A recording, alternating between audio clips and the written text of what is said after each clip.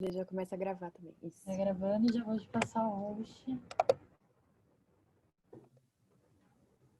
Aí esse material, Eugênio e a Patrícia, vão ficar todos na Rede PUC, a gente vai ter esse material documentado, que é legal também.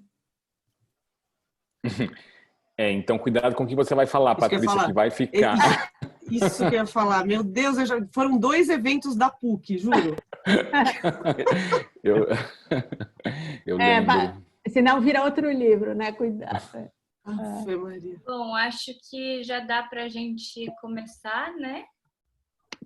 Acho que, enfim, queria agradecer participantes por terem aceitado o convite. O Guilherme vai chegar daqui a pouquinho, mas queria agradecer a Patrícia e o Eugênio por compartilharem esse conhecimento deles, que eles têm sobre redes sociais e fake news e desinformação. A gente está agora na última mesa da semana, essa semana passou muito rápido. E eu achei muito interessante que em todas as mesas, praticamente todas, que tiveram o tema da desinformação foi uma coisa presente. Desinformação sobre o meio ambiente, desinformação sobre saúde, coronavírus, desinformação sobre luta antirracista. E eu acho muito incrível que agora a gente tem essa oportunidade de falar sobre desinformação, o que é, a quem interessa, de onde vem. E é isso, queria agradecer a todo mundo que está aqui também, que ajudou a organizar a mesa. A Laura, a Bia, o Vitor, a Babi, a Dani, a Sofia, a Sabrina. Esqueci de alguém. A Tabita. E é isso. Só avisos gerais. A Patrícia vai ter que ir embora 8h30, né? Porque ela vai ter que fechar uma matéria. Então, para a gente agilizar as perguntas, eu vou pedir para vocês me mandarem as perguntas no chat e já falarem se vocês vão querer fazer a pergunta de vocês falando, abrindo o microfone, ou se a gente pode falar, tá? E avisa também se vai ser uma pergunta ou vai ser um comentário que vocês querem fazer, para a gente ir organizando, tá? É isso. Polly, eu vou te passar a palavra agora. Gente, boa noite a todas e todos. É um prazer estar aqui com o amigo Eugênio, a Patrícia, que eu fã pelo livro que eu conheci agora, e agradecer essa organização também, que essa semana foi uma organização incrível, né, num ano atípico de pandemia, um tema tão atual, como diz o Fábio, a gente fechou esse tema antes da pandemia, né, e não podia ser mais atual. A desinformação realmente permeou quase todas as mesas, né? A mesa de meio ambiente, a gente discutiu, né, o delirante negacionista discurso do presidente e o que tinha de fake news. Então, na economia, né, ontem, a mesa do Nassif, quando ele contou, né, todas as questões da manipulação da informação na revista Veja, lá atrás quando ele estava na Veja, né? Então, assim, essa semana acho que é muito rica, e a gente tem muito para ouvir, para compartilhar. Vem eleição, né, aí, e a gente sabe que tanto nos Estados Unidos como aqui, né, a desinformação só cresce. A rede de Aos Fatos lançou ontem, por exemplo, plataformas e bots para tentar, né, segurar essa questão da desinformação. A Patrícia até cita, né, Patrícia, numa página, acho que é 239, 236, a Cristina Tardaguilha, né, a fundadora da Lupa, falando que como que, né, o jornalismo, a imprensa consegue, né, ter chamadas e manchetes que atraiam tanto quanto atrai a desinformação, que é uma loucura, né? Como que até ela fala que é a pergunta de $1 milhão. Como que o terraplanista tem mais repercussão, né? Ou o grupo antivacina. Então, acho que essa mesa vai ser riquíssima. Vou passar para a Patrícia para a gente logo poder debater. Todo mundo que tiver perguntas, a gente está aguardando o Guilherme Amado, que está chegando. Então, ele é o terceiro do bloco, e aí as perguntas para ele também podem ser direcionadas mais para frente. Obrigado a presença, a gente já tem 125 online, o pessoal está entrando, então eu tenho certeza que vai ser uma noite incrível. Obrigada. Passo para você, Patrícia. Bom, queria agradecer, Poliana, super obrigada pelo convite, obrigada para o Fábio Cipriano. Obrigada para todos os alunos que me chamaram, e maior responsabilidade falar aqui ao lado do professor Eugênio Butti e do meu amigo Guilherme Amado. Queria começar dizendo que eu adoro a PUC, que meu irmão é ex-aluno de jornalismo da PUC, o Felipe. Eu estudei na PUC, 1 ano de Direito e larguei. E meu pai fotografou a invasão da PUC em 77, quando a ditadura invadiu a PUC. Então eu tenho muitas lembranças. E esse assunto, como a Poliana estava dizendo, eu acho que o nosso maior desafio hoje em dia é como fazer viralizar informação de qualidade, né? A gente está numa competição completamente desigual e desleal. De um lado, você tem um tipo de informação que desperta emoções fortes, né? Por que viraliza muito mais? Você tem aquele estudo famoso do MIT que mostra, foi feito com o Twitter, mas vale para várias redes. Por que uma notícia falsa, que ela se espalha numa velocidade muito maior do que uma notícia verdadeira? Bom, isso tem muito a ver, de um lado, com os algoritmos, né? Como funcionam os algoritmos. Se você tem uma notícia que normalmente causa emoções fortes, seja revolta, ou seja alegria, ódio, normalmente ela causa mais engajamento. Então, você vai ter mais curtidas, você vai ter mais compartilhamentos, e com isso você alimenta o algoritmo, que vai dando mais destaque, aumenta o alcance dessa informação. Outra coisa que colabora muito, como a gente sabe, é que, na verdade, muitas vezes as notícias falsas, as pessoas, algumas até sabem que as notícias são falsas, mas como elas corroboram crenças dessas pessoas e como elas se encaixam numa narrativa de mundo que essas pessoas querem, elas continuam disseminando esse tipo de notícia. E, por outro lado, notícia verdadeira ou checagem de notícia, muitas vezes é uma coisa sem graça, né? Porque, assim, aquela coisa razoável, que tem os dois lados, que foi checado. É só a gente ver algumas das notícias que mais circularam, né? Notícias falsas. Por exemplo, na eleição dos Estados Unidos em 2016, a notícia falsa mais compartilhada no Facebook era de que o Papa Francisco tinha declarado apoio ao Trump. Agora, durante a pandemia da Covid, uma das que mais circulou foi aquele vídeo e várias versões, né, de que estavam enterrando os caixões com pedras dentro, né, que os governadores, prefeitos estavam fingindo que tinha muitas mortes só para conseguir fundos, não sei como é que de onde eles tiraram isso, mas e essa também circulou muito. Então a gente fica com isso de um lado e por outro lado a gente tem os veículos de imprensa profissional que normalmente têm paywall, né? Eu acho engraçado toda vez que as pessoas falam assim, essa notícia é muito importante, vocês têm que abrir. Gente, eu também acho, mas tem que pagar o salário de quem faz a notícia, né? Então, infelizmente, não dá para derrubar o paywall de tudo. Então, você fica nessa competição desigual. E uma das coisas que as pessoas sempre falam, um segredo, assim, as plataformas de internet, principalmente, né? Sempre quando a gente começa a discutir regulação, olha, você tem que ter uma regulação maior. O Eugênio Butti até compartilhou uma coisa de uma pesquisa sobre um blackout de redes sociais nos Estados Unidos antes da eleição, que fizeram uma pesquisa para ver a opinião pública, né? Ou mesmo assim, algum tipo de transparência nos algoritmos, porque por mais que as redes sociais sempre digam, não, a gente está mexendo nos nossos algoritmos para que a gente possa diminuir o alcance dessas notícias falsas, né? Elas não querem nunca dizer que elas estão fazendo uma moderação, dizendo, olha, essa notícia é falsa, essa não. Mas segundo elas, por exemplo, isso foi uma fala recente agora do Facebook numa reunião com jornalistas, com a gente. Então, eles mexeram no algoritmo para automaticamente diminuir o alcance de notícias que estejam viralizando que tenham dúvidas sobre a veracidade, né? Só que a gente não sabe, uma que a gente está vendo que isso não é completamente eficaz, porque isso tem um resultado limitado, né? E outra que continua sendo uma caixa preta, né? Como é que funciona esse algoritmo?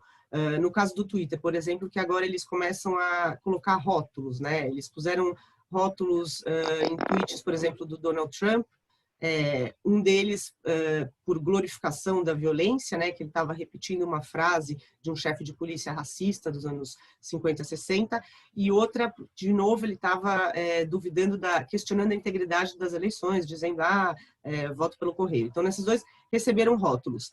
Mas, de novo, eles estão fazendo isso de forma totalmente arbitrária. A gente não sabe o que leva eles a rotularem uma coisa como desinformação e o que não leva.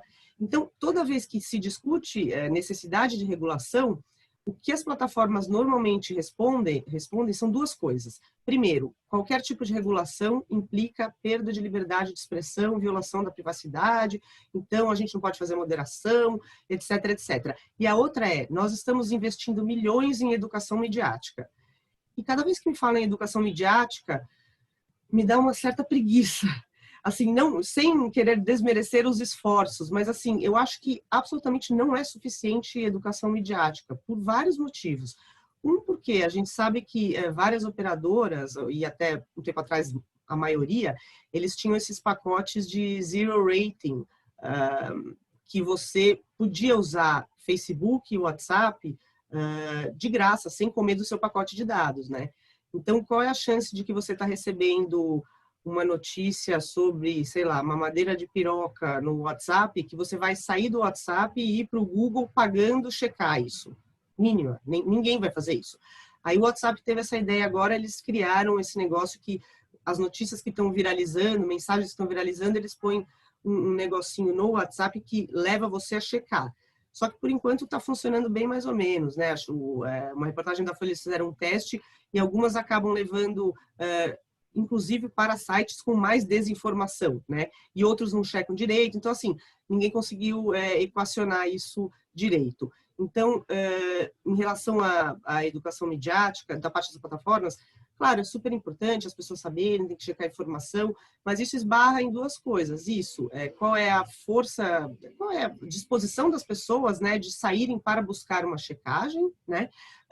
Qual é a vontade, né? A gente tem várias pesquisas que mostram que muitas vezes as pessoas são confrontadas com uma notícia falsa e falam, olha, na verdade, a verdadeira é isso aqui, olha os fatos. E mesmo assim elas querem acreditar naquilo, porque simplesmente se entra ali na realidade de mundo que elas querem. E a outra coisa que também me dá uma certa preguiça é quando dizem, o problema é a educação do povo brasileiro.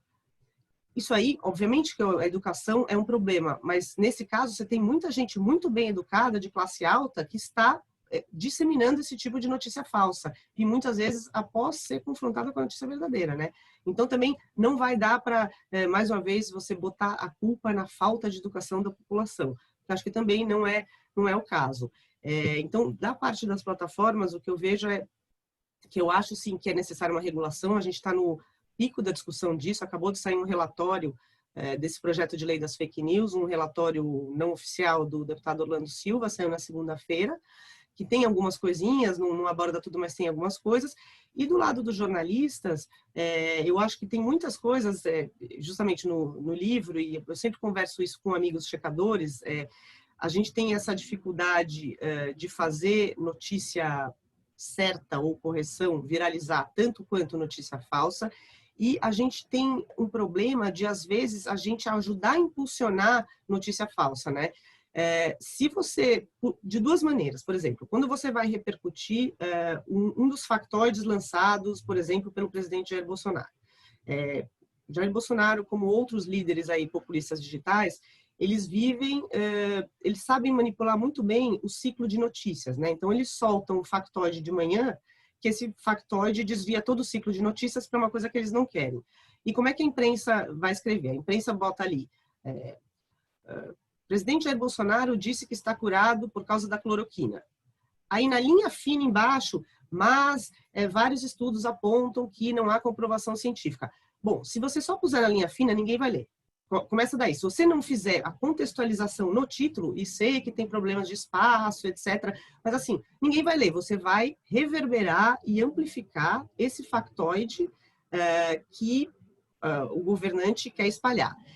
Outra coisa, outro dia teve e nada pessoal, eu gosto muito do Estadão, trabalhei lá há muitos anos, mas eles lançaram uma campanha contra fake news, que eles botavam enorme, várias fake news, uma embaixo da outra, dizendo, não sei o que, essas são fake news. Gente, você não faz isso, né? Você dava o maior destaque para as notícias falsas, depois punha a linha ali embaixo dizendo, são notícias, vamos combater a desinformação. Então, assim, a gente toma muito cuidado se no processo de checagem de informação ou na maneira que a gente está cobrindo o noticiário, a gente não acaba servindo de megafone de factoide ou mesmo de amplificador de notícia falsa, né? Essa coisa da contextualização, é bastante importante. Inclusive, tem umas discussões nos Estados Unidos que eles falam que, se eu não me engano, é o sanduíche de verdade, né? Você coloca assim, sei lá, o presidente Jair Bolsonaro disse que foi curado pela cloroquina, mas estudos mostram que a cloroquina não tem nenhuma comprovação científica, portanto, o que o presidente Jair Bolsonaro disse é mentira, né? Outras coisas, por exemplo, teve um outro exemplo recente do New York Times, que era, alguém estavam repercutindo aquela notícia de quando o Trump falou assim, nossa, então, ele não chegou a dizer para as pessoas tomarem desinfetante, né? Mas ele disse assim, um desinfetante tão potente que quando você toma, mata tudo por dentro, né? E aí o New York Times fez uma matéria dizendo, daí o Trump disse isso do desinfetante, e que de repente se tomar, limpa tudo, etc. Mas alguns especialistas dizem que é desinfetante. Aí eles tiveram que fazer um tweet depois, meio que pedindo desculpas, dizendo assim, não são alguns especialistas. Todos os especialistas dizem que você tomar desinfetante não vai curar o coronavírus. Então, assim, também a gente tomar cuidado com essa coisa da falsa equivalência, do dois ladismos, que a gente acaba, nesse afã de ter um equilíbrio aí de informação, assim, alçando o lado falso a uma posição legítima na discussão, no debate. Então, assim, tudo isso para dizer que eu acho que, no momento, a gente está perdendo uns 10-0 de desinformação frente ao jornalismo, né? A gente não descobriu como viralizar notícia correta, como viralizar checagem de informação, como diminuir o alcance de notícia falsa. E aí, de novo, a gente pode entrar no caso do WhatsApp. O Brasil, um dos maiores problemas do Brasil é o WhatsApp, é criptografado, a gente não consegue saber o que tem lá dentro. Não estou falando contra a criptografia, graças a Deus que nós temos um aplicativo de comunicação que é criptografado, isso é bom para todos nós cidadãos que querem privacidade, mas isso também torna esse aplicativo um terreno ideal para espalhar esse tipo de informação. E não adianta, daí você tem, eu não consigo entender muito bem, aí você tem um canal no WhatsApp que tem uma checagem de informação e as pessoas vão lá e podem checar.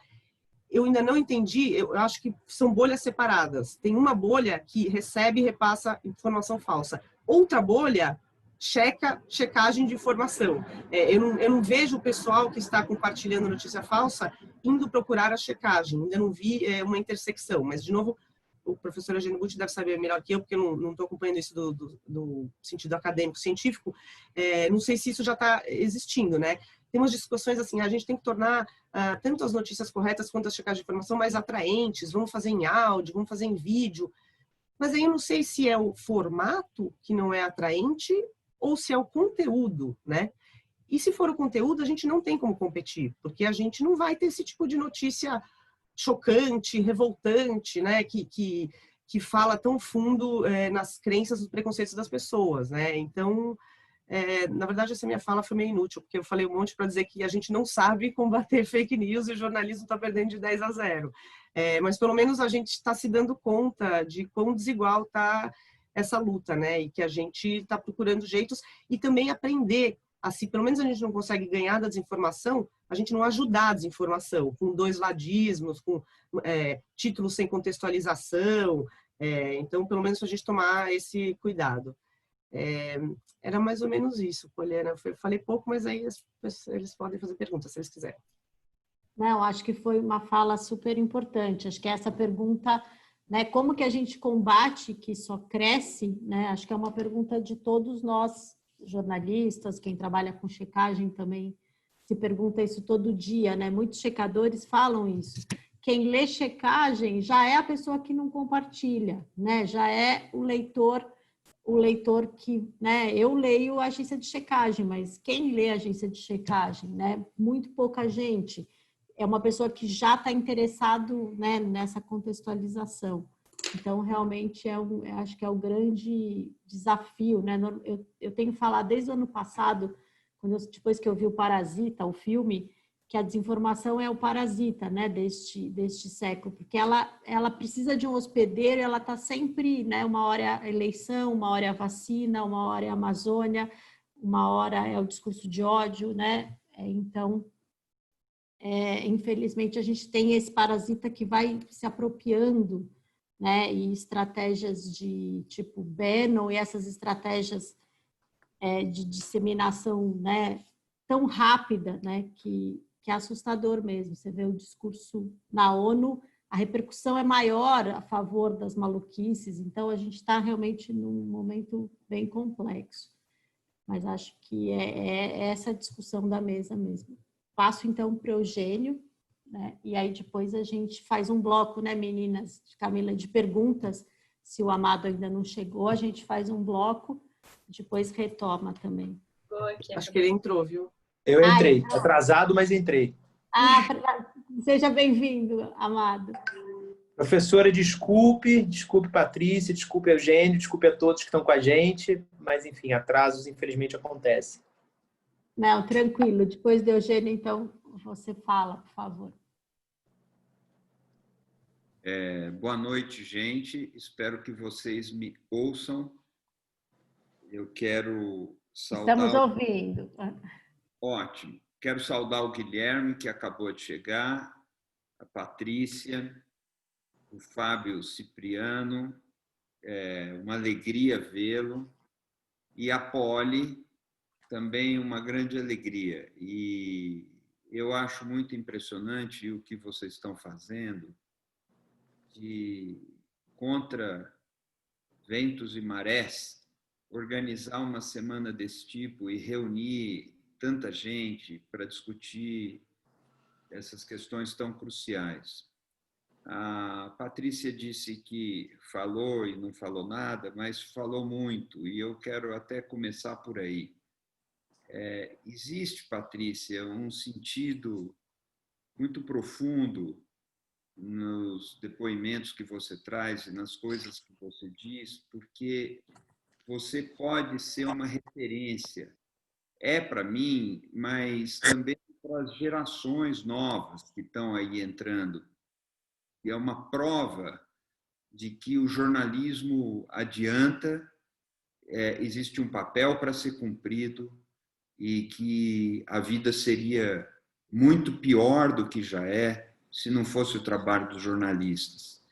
Tudo que você traz vem carregado desse sentido, e isso cala fundo, é algo muito importante, e eu fico muito feliz de ver que você tem uma dedicação para dialogar com as novas gerações. Isso é fundamental. E você, sim, disse muita coisa. Quem vai derivar completamente aqui sou eu. Eu vou falar coisas sem aplicação, coisas que talvez não sirvam para prática e para os dilemas reais e urgentes que todos nós estamos enfrentando. Um pouco porque talvez a função de quem está dedicado a pensar seja mesmo pensar de forma um pouco desplugada do imediato, do how-to. Mas pode ter que existir um diálogo no que eu vou dizer. Eu tomei algumas notas e eu fiquei pensando assim, por onde eu vou entrar, mas eu acho que a melhor maneira é começar pelo seguinte. Está aparecendo uma coisa aqui piscando para mim, desative meu áudio.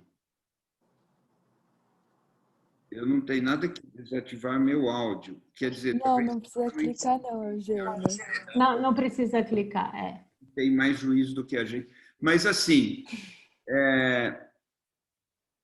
o melhor caminho para entrar seja, talvez, uma constatação de que a verdade dos fatos não importa. Nós estamos vivendo um tempo muito estranho nesse sentido. Não é importante se é verdade ou se é mentira. Nenhuma pessoa vai dizer que é assim mesmo, mas é. Todas as pessoas vão se julgar portadoras de uma verdade e vão acusar as demais de mentirem. Mas o que é muito curioso é que a relação entre uma assunção, entre uma premissa, entre um argumento, a razão e os fatos, não precisa mais existir. A verdade poderá vir, então, de qualquer lugar. Eu posso dizer que a vacina é um complô da China. Vão dizer isso. Vão dizer isso. Sem base, sem... E isso triunfa. O presidente da República foi falar na ONU e falou um monte de barbaridades, coisas assintosamente desconectadas do mundo real e dos fatos. E isso não tem importância. Pode-se ir lá mentir em nome de um país, falar de cristofobia. Vejam bem, em nome do Brasil, perante chefes de governo e representantes de todas as nações, e não acontece nada. Jornais do mundo todo fizeram um trabalho muito bem feito de mostrar que não junta lé com cré o que foi falado lá. E isso não importa. Veja que ele mesmo se contradiz. Ele primeiro diz que o governo age com muito rigor contra os incêndios, contra as queimadas e desmatamento. Depois, em seguida, ele diz que a Amazônia é muito grande, é maior que a Europa Ocidental, e, portanto, é difícil fiscalizar. E, por fim, ele diz também que quem queima é índio. Veja só, se uma pessoa acredita que há rigor e há competência e a presença das autoridades no combate ao desmatamento e às queimadas e aos incêndios, à destruição, essa pessoa não pode acreditar na assertiva seguinte, que é: a Amazônia é muito grande e é difícil fiscalizar. Ora, ou uma coisa é verdadeira ou outra é verdadeira. É uma contradição interna, estrutural do discurso dele em todo momento. Em todo momento, ele se contradiz o tempo todo. E não importa. O Trump, por exemplo, as quantificações apontam 20 mil mentiras ao longo do mandato. Algo dessa ordem. São mentiras confirmadas. É engraçado, mentiras confirmadas. Mas não importa. E essa é a pergunta que a gente precisa fazer. Por que não importa e o que está acontecendo? A Patrícia falava, eu vejo gente que tem um bom grau de informação não ligando para uma demonstração de que algum post é mentiroso. Passa para frente. Isso, sem dúvida, acontece. Então, o que houve aí? Por que os combates à desinformação têm um rendimento pequeno? Eu começo a caminhar na direção de uma resposta, lembrando o seguinte: existe uma conexão, para usar a palavra, entre a indústria da desinformação e os agentes humanos, por assim dizer, que não são os robôs, as pessoas de carne e osso. Porque a escalada das fraudes informativas, ela pode ser potencializada por máquinas, por programas, por algoritmos, mas ela depende gravemente, depende totalmente do engajamento de pessoas. Isso se conforma mais ou menos como um movimento social virtual. Qual é a conexão? Porque existe uma conexão aí, uma sinapse entre máquina e subjetividades. Ela só acontece quando é acionada uma região das paixões baixas. A questão não é se é verdade ou se é mentira, mas a questão anterior é que aquilo, sendo verdade ou mentira, corresponde a um ódio muito profundo e incontido de alguém. E essa é a conexão perigosa. Essa conexão, ela é conhecida nos totalitarismos. O nazismo é um exemplo clamoroso desse tipo de mobilização das massas. O fascismo teve isso.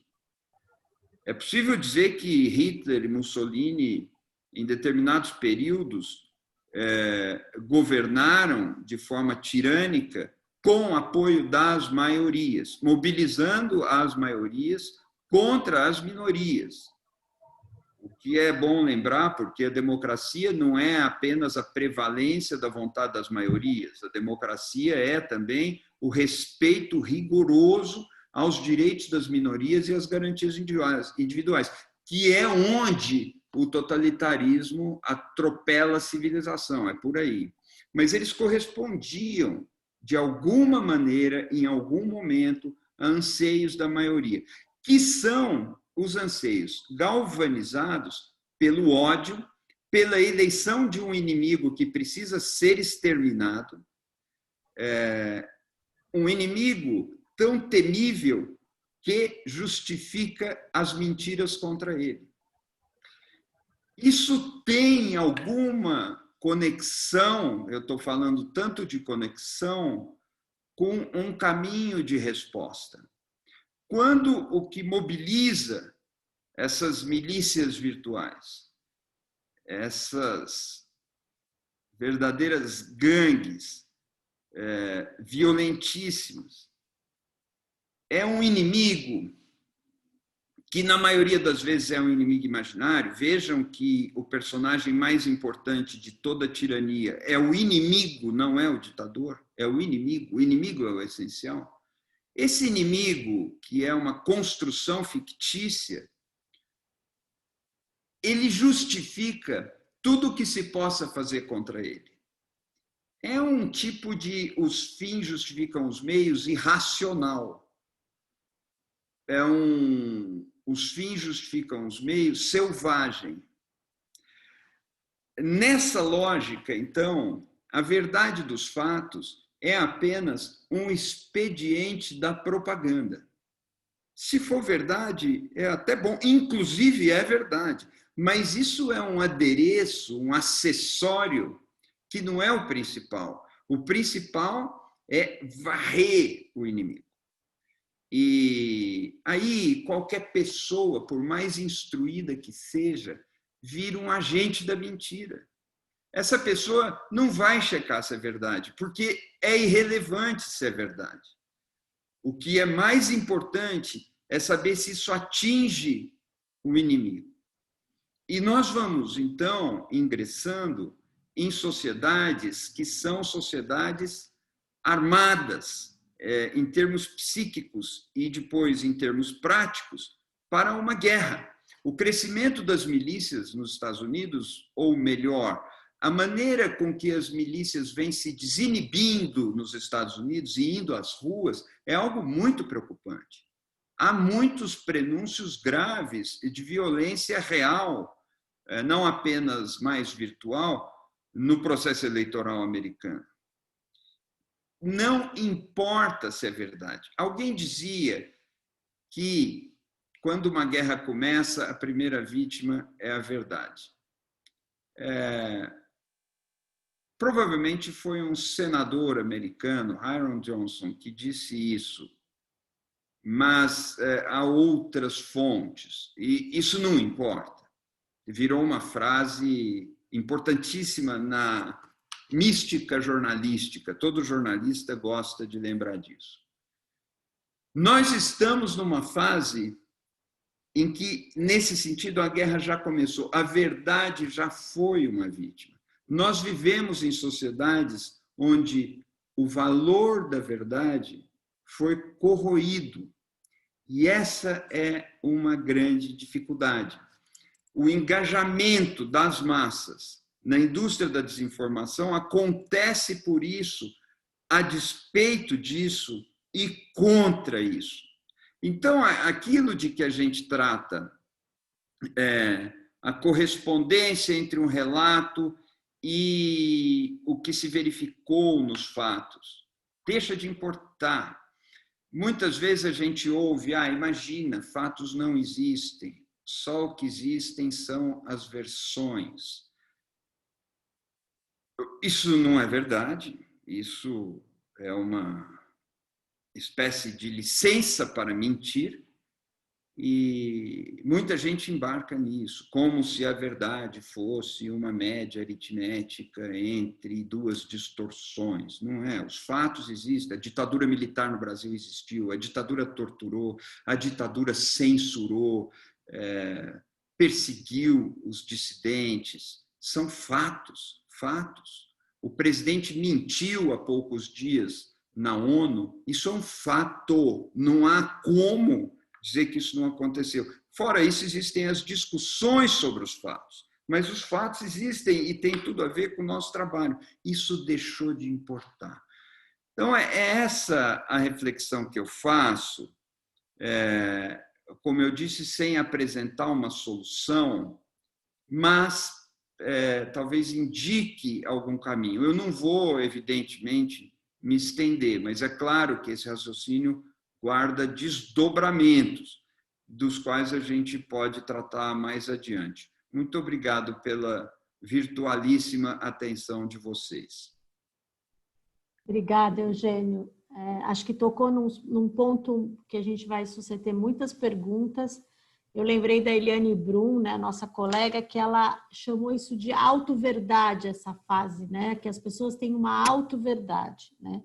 E me lembrei também do documentário que está todo mundo falando, né, o Dilema das Redes, para também estimular, e antes da fala do Guilherme, que tem uma hora, dando um spoiler, que uma professora de Harvard fala que os Big Techs, né, Google, Facebook e tal, tinham até que ser proibidos, porque eles não sabem mais o que fazer com o algoritmo, né, com essas auto-verdades. Cresceu tanto, são tantas pegadas que as pessoas vão deixando de auto-verdades, que eles não, segundo ela, teria que ser banido porque não tem mais controle, né? Então, deixo isso para a gente pensar também nas perguntas. E passo para o Guilherme fazer sua fala, por favor, Guilherme. Olá, vocês estão me ouvindo bem, pessoal? Estão me vendo e ouvindo? Estamos vendo e ouvindo, sua parede azul, tudo certo. É um cacho de banana aqui atrás. Eu sempre fico na frente do cacho de banana, fico chateado porque eu acho ele uma graça. Olha, queria cumprimentar Patrícia, Eugênio, você, professora Poliana, os alunos todos que estão nos assistindo. E queria começar dando uma puxada de saco na Patrícia e no Eugênio, que são referências muito... Falar que são referências muito antigas, eu estou chamando os dois de velhos, né? Mas são referências minhas desde que eu me percebi jornalista.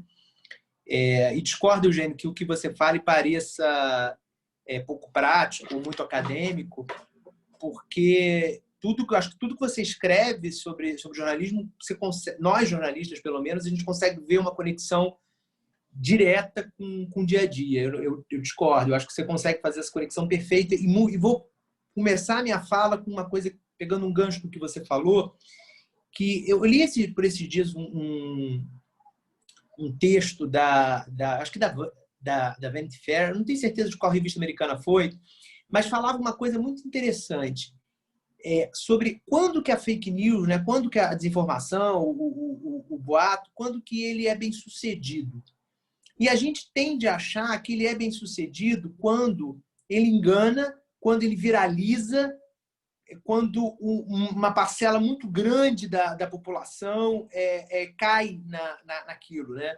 Então, por exemplo, a gente tem uma ideia de que, perdão pelo palavrão, a história da mamadeira de piroca, né, foi uma fake news bem sucedida, porque muita gente foi enganada por aquilo na eleição.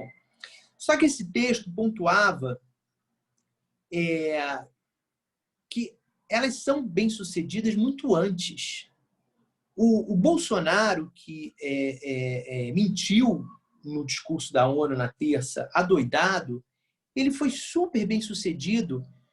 E aí eu uso o gancho do Eugênio a que me referi, embora nós, jornalistas, tenhamos mostrado que aquelas informações dele eram falsas. E por que ele foi bem-sucedido? Porque a gente perdeu a tarde e o dia seguinte, e estamos perdendo tempo agora falando de cristofobia, falando de índio e caboclo queimando a Amazônia. Eu entrevistei na quarta-feira, portanto, no dia seguinte ao discurso, a ministra Tereza Cristina da Agricultura. Fiz uma live com ela e ela defendeu, como defende publicamente, a ciência, admitiu na entrevista que não faz sentido essa história de que...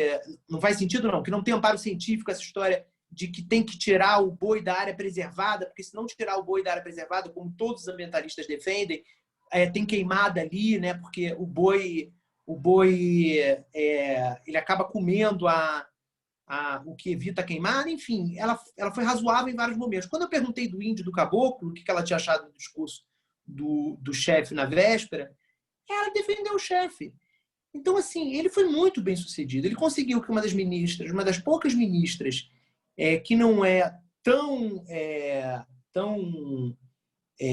fanática, não é fanática, ela não é uma mulher fanática, mas não sei se 100% técnica, mas enfim, uma moderada num governo de extremistas, ele conseguiu que essa moderada tivesse que ir para um extremo para defender o chefe. Ela não ia criticar o chefe em público, isso seria muito difícil, muito improvável.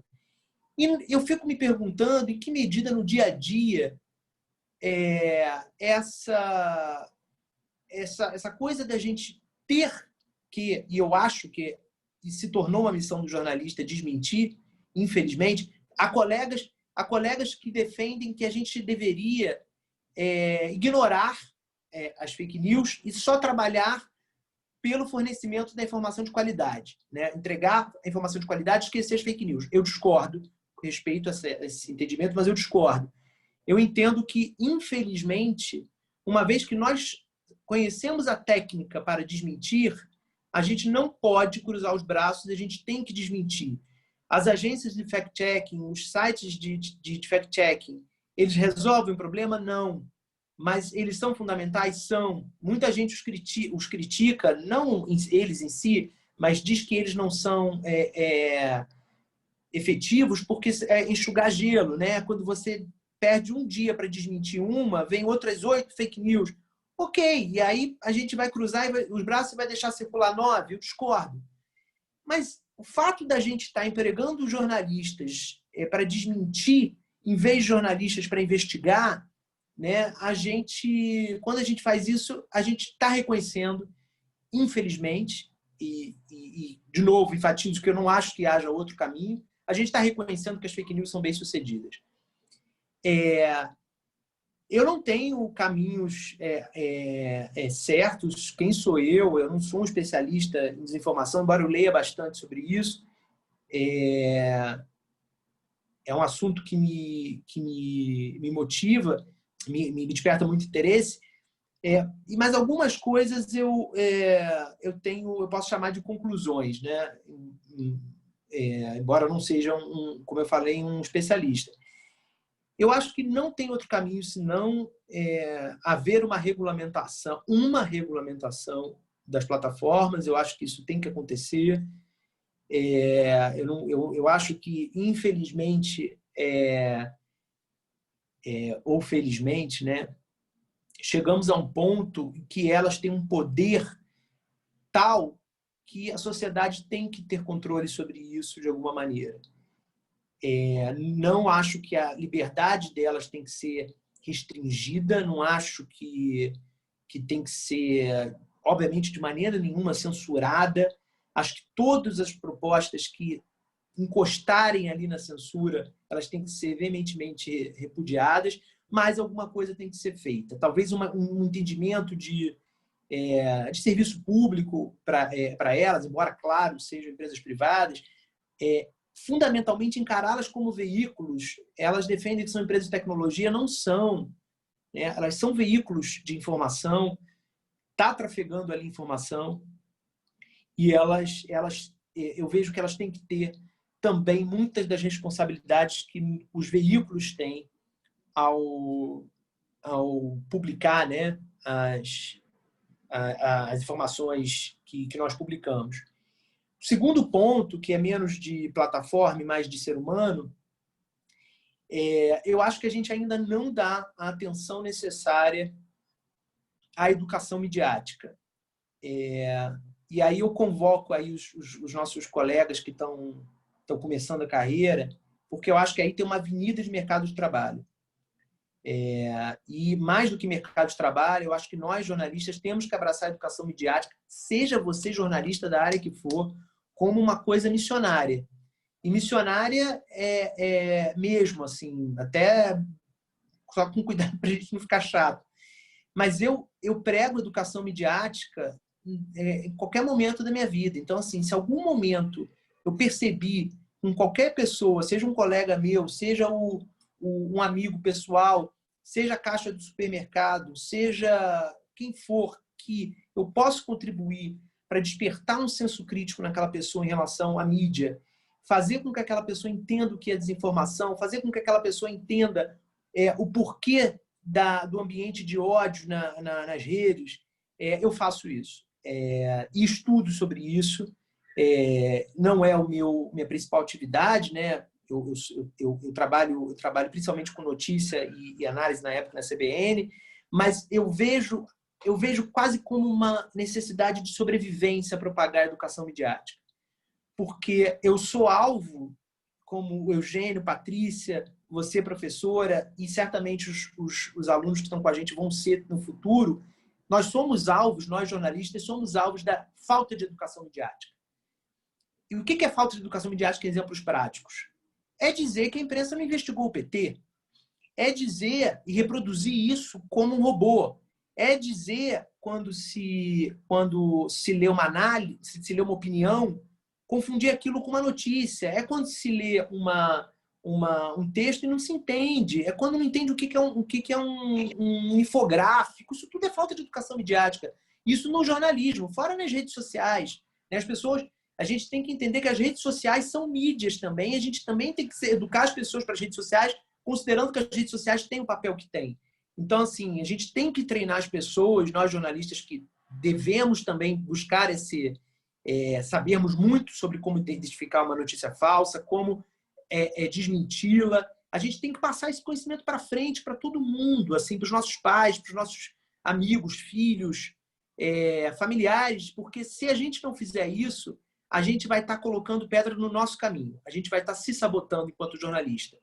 Porque eu vejo uma relação inversamente proporcional entre o sucesso do jornalismo no ponto de vista da efetividade da comunicação, nós sermos entendidos, o nosso trabalho ser compreendido e a falta de educação midiática, né? Então, para ficar mais claro, quanto maior, na minha visão, quanto maior a educação midiática, mais o jornalismo vai ser reconhecido, os jornalistas vão ser valorizados, o nosso trabalho vai ser compreendido. Terceiro ponto que eu vejo que, como eu falei, uma conclusão, é sobre a necessidade de as polícias, os ministérios públicos e a justiça, fundamentalmente, conseguirem realmente punir quem cometeu crimes usando tecnologias para propagar informação falsa e ao fazer isso causou danos a alguém ou alguma instituição. E aí aqui eu não estou fazendo uma defesa do inquérito das fake news do STF, do qual eu sou um crítico desde o início. Eu acho que aquele inquérito tem problemas, enfim, que não sou eu que estou levantando, né? Eu estou reproduzindo o que eu aprendi com os especialistas, constitucionalistas, advogados, procuradores, outros juízes que apontam que ali há problemas na lógica do direito. O que eu estou falando é outra coisa. O que eu estou falando é preparar a Polícia Federal, preparar as polícias estaduais, preparar os procuradores e o sistema judiciário de uma maneira geral para saber identificar quando há crime nisso e conseguir responsabilizar. E também do ponto de vista civil, preparar todos os atores necessários para que também haja responsabilização civil. Com isso, eu não estou de maneira nenhuma incitando uma explosão da judicialização, não é isso. Eu não quero atolar os caminhos da justiça que já é cheio o suficiente. O que eu estou dizendo é o seguinte, e aí eu falo empiricamente, vou citar um exemplo aqui. Propagador de fake news quando sofre no bolso, ele para. O exemplo que eu vou citar é o exemplo da hashtag Caetano Pedófilo. Um sujeito cujo nome me fugiu agora criou a hashtag Caetano Pedófilo como uma maneira de atacar o Caetano Veloso, porque identificava no Caetano Veloso uma pessoa de esquerda. E aí, enfim, resumidamente, só para dizer aqui para o pessoal, Caetano Pedófilo, porque ele e a Paula Lavigne, mulher dele, começaram o relacionamento décadas atrás, quando a Paula Lavigne tinha 13 anos e ele já era um homem bem mais velho, maior de idade, enfim. E a Paula Lavigne, eles nunca esconderam isso, e a Paula Lavigne sempre falou que eles sempre trataram disso com muita leveza, que ela não era ali mais uma criança, ela já tinha uma maturidade muito grande, os pais dela sempre participaram e souberam do relacionamento, o Caetano nunca fez nada ilegal ou imoral, foi uma relação pública e saudável, embora sim ela tivesse 13 anos, mas lembrando, estamos falando de 30 anos atrás, né? Mais até, a Paula fez 50 recentemente, então estamos falando de 37 anos atrás.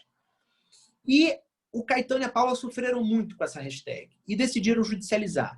Resumo da ópera, o camarada foi condenado a pagar, salvo engano, R$100 mil, e eu quero perguntar a vocês se vocês viram ele tweetando hashtag Caetano Pedófilo mais alguma vez na vida. Não foi, porque ele não tem R$100 mil para pagar, entendeu? Ele tá correndo atrás, não sei se já pagou ou não pagou, mas assim, doeu no bolso. Esse tipo de coisa a gente tem que fazer.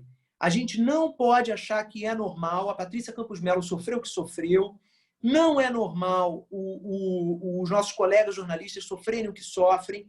Os atores, artistas sofrerem o que sofrem. Políticos honestos sofrerem o que sofrem. Qualquer pessoa, não é normal a gente banalizar difamação, injúria, calúnia. Isso são crimes. E isso a gente tem que se for para responsabilizar criminalmente, né, por serem crimes, e civilmente para reparar eventuais danos. Essas três coisas, então, eu queria trazer como contribuições. Talvez a Patrícia tenha dito tudo isso, mas como eu cheguei atrasado, eu perdi e peço desculpas novamente.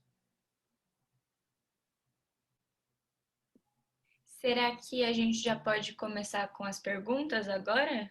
Pode, é isso que eu ia encaminhar. Obrigado, Guilherme. A gente tem 2 blocos de perguntas já. A gente está com 165 pessoas na sala. Obrigada a presença de todos.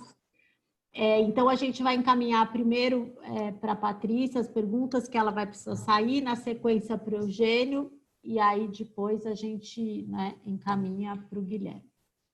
Então, pode estar contigo, Camila. Quem quiser abrir o você vai fazer as perguntas das pessoas? Teve gente que pediu para fazer, mesmo o Gateno vai fazer agora. Tá bom. Bom, boa noite. Muito legal essa mesa. Eu participei de uma mesa com a Patrícia e com o Eugênio do Instituto Vladimir Herzog, que foi, acho que, há umas 3 semanas atrás. Então, legal que eu estou vendo vocês de novo. E por uma dica que vocês estavam falando do privacidade hackeada, eu vi o privacidade hackeada, depois eu vi o dilema das redes, e eu tenho uma pergunta justamente pensando, Patrícia, no texto que você escreveu sobre o dilema das redes, porque você escreveu uma coisa que eu concordo, eles falaram uma realidade tipo muito assustadora, mas sem muito como é que vamos combater isso? E eu acho que a privacidade hackeada foi meio nisso também.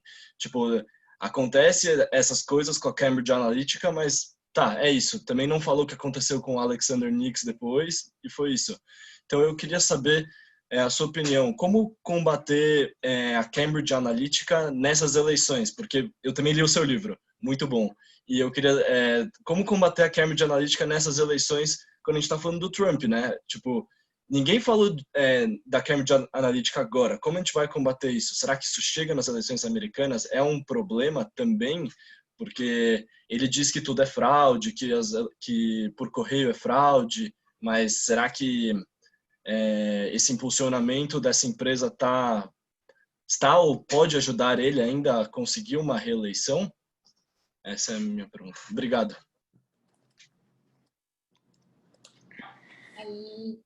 Peraí, a gente vai fazer bloco de 3 perguntas. vocês acham que funciona. Então o próximo é o Rafael Felipe. Acho bom também. Bloco. Olá, boa noite. Estão me ouvindo? Sim, estamos ouvindo. Opa, queria parabenizar o Centro Acadêmico da PUC por essa semana, muito bacana. Na terça eu participei de uma mesa redonda com a Yasmin, agora os outros não vou lembrar, que é sobre o racismo no jornalismo, enfim, foi muito interessante. Também saudar a professora Poliana, o Guilherme Amado, a professora Jane Butti, a Patrícia Campos Melo, belas observações, muito pertinentes.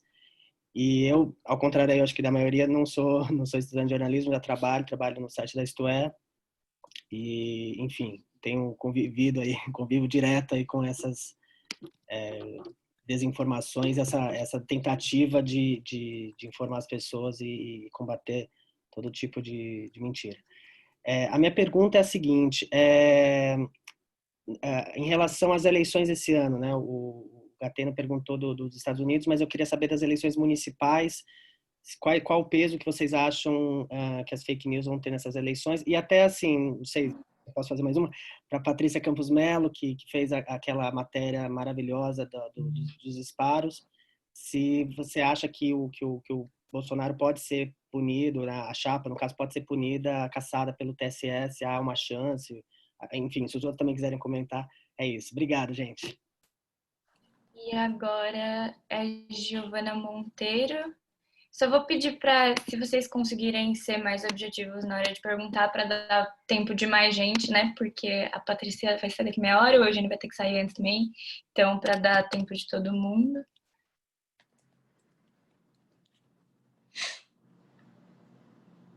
Ué, ela não tá aqui. Então, acho que essas duas perguntas. Eu começo respondendo, Camila? Por favor, Patrícia. Tá. Bom, vou então primeiro responder a pergunta do Daniel. Primeiro, que legal que você viu no Vladimir Herzog. Espero que a gente tenha falado umas coisas diferentes, né, coitado? Senão você está ouvindo tudo duas vezes. Mas acho que a gente falou coisas diferentes. Mas, Cambridge Analytica. Eu acho o seguinte, a Cambridge Analytica em si, como empresa, ela quebrou, né? Ela fechou. Mas Cambridge Analytica se tornou não é uma coisa assim que é um segredo de $1 milhão. Eu vou te dar um exemplo. Cambridge Analytica, ela dizia que conseguia prever o comportamento dos eleitores e porque ele tinha aquela técnica, etc. E que era muito marketing, a gente não sabe quanto que eles conseguiam entregar. E dois, que eles dependiam de aplicativos, que era uma coisa que o Facebook tinha e que depois baniu, que era você usar esses aplicativos de testes, que você conseguia sugar dados da pessoa do teste e dos contatos da pessoa. Isso não tem mais. Mas isso não é o importante. O importante, assim, várias dessas técnicas que eles usavam, por exemplo, a técnica de você testar os anúncios mais eficientes, né, que eles chamam de A/B testing, né? Então, você vai fazendo para determinados segmentos de pessoas, isso você ainda consegue fazer no Facebook, porque qual que é a genialidade, por exemplo, de Facebook? Você consegue segmentar a audiência do seu anúncio. Então, você vai fazendo milhares de testes. E neste ano, por exemplo, o Trump, eu esqueci o número exato agora, mas o Trump está testando, sei lá, 1 milhão de anúncios diferentes, justamente para isso, para conseguir refinar o máximo tipo de anúncio para cada público, enquanto que o Joe Biden está testando muito menos, né? Você tem outras coisas também surgindo.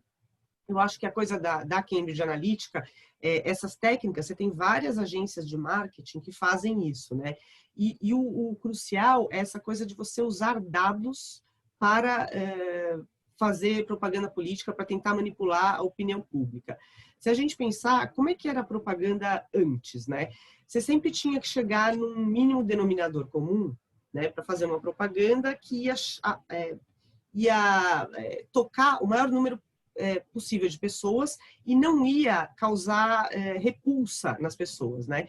Enquanto que com esse tipo de propaganda segmentada, seja mandando a propaganda pelo WhatsApp, pelo Facebook, pelo Instagram, você consegue, por exemplo, mandar uma propaganda racista para quem é racista, sem que você perca os eleitores altruístas, por outro lado, né? Você, para eles, faz outro anúncio. Então, essa filosofia de você fazer isso continua. Então, o que muda são os jeitos, tá? Por exemplo, este ano no Brasil, ainda está se usando muito o disparo de WhatsApp, mas também está se usando muito o Instagram, mensagens pelo Instagram. Nos Estados Unidos, eles estão usando uma coisa que usaram e ainda usam na Índia, que são os aplicativos dos candidatos, né? O Narendra Modi fez o aplicativo, que também é uma coisa assim perversamente genial, que é o aplicativo Narendra Modi, Namo App, e que vinha instalado em vários telefones que eles davam com desconto, né? E aí o que faz o aplicativo? O aplicativo suga dados para conseguir segmentar mensagens, né? E distribuir notícias, né? Nos Estados Unidos esse ano você tem o aplicativo Trump Official 2020, o Official Trump 2020, e um do Joe Biden também. O do Trump, quando você dá autorização, ele suga uma infinidade de dados, inclusive dados de geolocalização. Então, tem uma coisa muito interessante, por exemplo, em 2018, na eleição legislativa nos Estados Unidos, tinha uma ONG que chama Catholic Vote, que é uma ONG católica conservadora, que eles fizeram um tipo de anúncio que eles conseguiam, em 4 estados do meio oeste, eles faziam em relação a políticos específicos, eles iam só para pessoas que iam mais de X vezes por mês à igreja. Ou seja, pelo georreferenciamento, eles conseguiam saber quem eram as pessoas que eram assíduas na igreja, né? E mandavam, por exemplo, tinha uma candidata ao Senado que era a Claire McCaskill, e mandava, olha, a Claire McCaskill, ela é contra os princípios católicos, ela vai não sei o que lá. Então, assim, usando dados do GPS do celular das pessoas.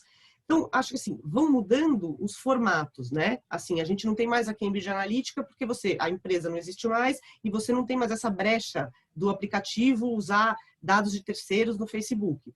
Mas você tem em cima de usar os dados das pessoas sempre, né? Enquanto a gente não tiver um tipo de regulamentação melhor e algum tipo de...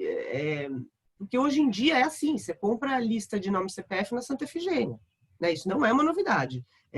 Na Índia você compra a conta de luz, e com a conta de luz das pessoas você consegue segmentar por renda as pessoas, né? Lá você compra o cadastro, aliás, nem compra. No caso, eles nem tiveram que comprar, como eles eram o partido no governo, o cadastro do Bolsa Família deles, para também conseguir fazer esse tipo de coisa. Aqui no Brasil, essa proposta do cadastro, eu não sei como não é cadastro centralizado que o governo quer fazer, isso é super preocupante, porque não tem assim uma salvaguarda, primeiro que não cumpre os parâmetros da lei de proteção de dados, né, que entrou em vigor, e segundo que a gente não sabe bem o que eles vão fazer com esses dados, né? Então, resumindo, eu acho que assim, a gente não tem a Cambridge Analytica, mas a gente tem várias Cambridge Analyticas com outros instrumentos e sempre usando os nossos dados. Por quê? Porque não existe uma regulamentação, porque dados das pessoas são tratados como qualquer coisa, e então eu não vejo isso indo embora muito cedo. Eu acho que eu concordo com o Gui. A gente precisa ter regulamentação, né? Essa coisa de que plataformas de internet são só distribuidoras de conteúdo, isso não dá. Não dá para ter o bônus sem o ônus, né? Eles têm que, de alguma maneira, se responsabilizar. E a pergunta do Rafael, se eu acho que a chapa pode ser cassada no TSE, eu não tenho a menor ideia, desculpa. Qualquer coisa que eu disser é um chute. O que eu posso te dizer existem algumas investigações, você tem 4 casos, 4 ações, eleitorais no TSE ligadas às matérias, são 3 ligadas à matéria do dia 18 de outubro, que é dos disparos, e uma ligada a uma matéria de 3 de dezembro, que era como era o esquema, né, para esquentar o chip, usar o CPF das pessoas, etc. Isso está andando, eles tinham reaberto a produção de provas, né? Existe eu não sei em que pé que está, mas esse pedido de compartilhamento das provas recolhidas pelo inquérito do Supremo, né, o inquérito das fake news, que está quebrando o sigilo de vários empresários, que potencialmente podem ser os mesmos que financiaram coisas durante a eleição, mas acho que em última instância, primeiro que eu acho que o TSE fazer um negócio desses é um negócio muito grande, né? A gente tem que lembrar, por exemplo, que tinha a chapa Dilma Temer, que passou por uma coisa era outro tipo, mas era isso, e acabaram não passando a chapa. O TSE, não vejo isso, talvez o Guilherme ou o Eugênio saiba dizer melhor, não vejo fazendo uma coisa dessa magnitude, né? Para você caçar uma chapa, você tem que provar, número 1, que a pessoa sabia que isso estava sendo feito, né? No caso, o presidente Jair Bolsonaro. Se você constatar que não, ele não sabia ou não, ele não tinha mandado, aí você tem que comprovar que houve abuso de poder econômico, ou seja, o efeito foi grande o suficiente a ponto de mudar o resultado da eleição. Então, assim, é bastante que você tem que provar, né? Então, eu não sei, mas, de novo, acho que sempre, em última instância, essas investigações dependem do contexto político. A velocidade que elas correm, o desfecho sempre tem a ver com o contexto político do momento.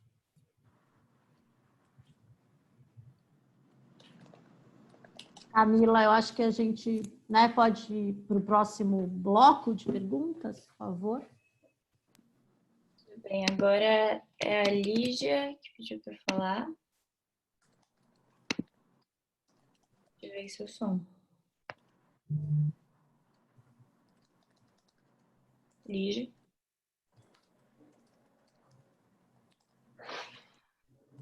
Enquanto ela não parece, dá para fazer outras. O Damião pediu para eu ler uma pergunta. Ele falou: quero saber por que não conseguimos fazer as checagens e as próprias notícias circularem com a mesma eficácia que as fake news. Por exemplo, se distribuíssemos checagens em grupos e conversas de WhatsApp, tentando seguir esse mesmo caminho, ainda assim não teríamos o mesmo sucesso e influência que as informações falsas. Que mecanismos esse outro lado usa tão bem que a gente não possa usar ou não consiga a favor da informação? E aí tem outra pergunta do Renan, que ele pediu para eu ler, que é para a Patrícia. Ele perguntou: Patrícia, pegando o gancho do fim da sua fala, gostaria de te ouvir mais a respeito do seguinte: estamos falhando ao ser menos diretos na exposição dos fatos? Por exemplo, falta simplesmente dizer de forma direta que o presidente mente ao citar algum factoide, em vez de apenas apresentar um contraponto correto, apresentando um terceiro? São essas perguntas. Acho que dá para passar para o senhor. Acho que a primeira pode ser para o Eugênio.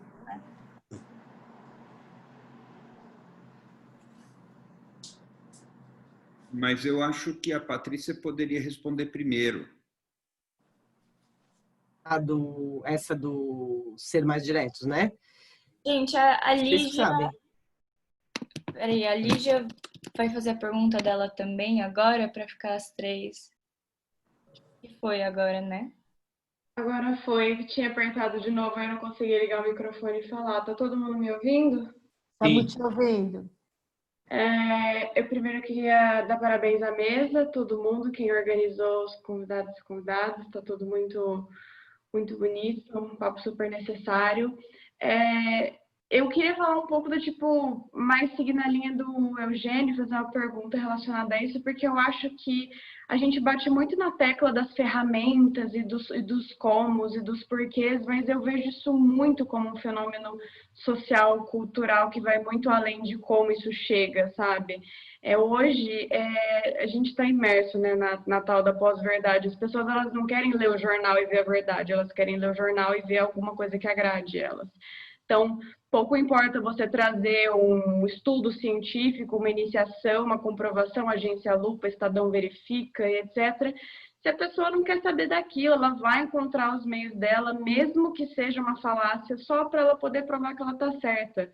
Eu acho que a gente está pegando no lado errado da história. Então, eu queria perguntar para todos, mas especialmente ao Eugênio, porque foi ele que trouxe essa abordagem com mais ênfase, como a gente reverte isso? Como trazer, ressignificar o jornalismo ao que ele merece ser, que é a verdade, não um instrumento de ego e simplesmente manipulação. Porque eu acho que isso é uma coisa que as pessoas elas não veem muito, que é essa coisa de usar o jornalismo como ferramenta da pós-verdade, talvez não necessariamente relacionado aos instrumentos e à tecnologia. É isso, obrigada.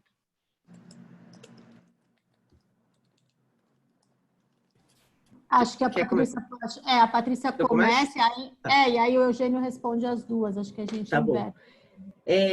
Essa pergunta, Desculpa, agora eu esqueci o nome de quem perguntou, se a gente está falhando, o jornalismo está falhando ao ser menos direto, né? Não dizer...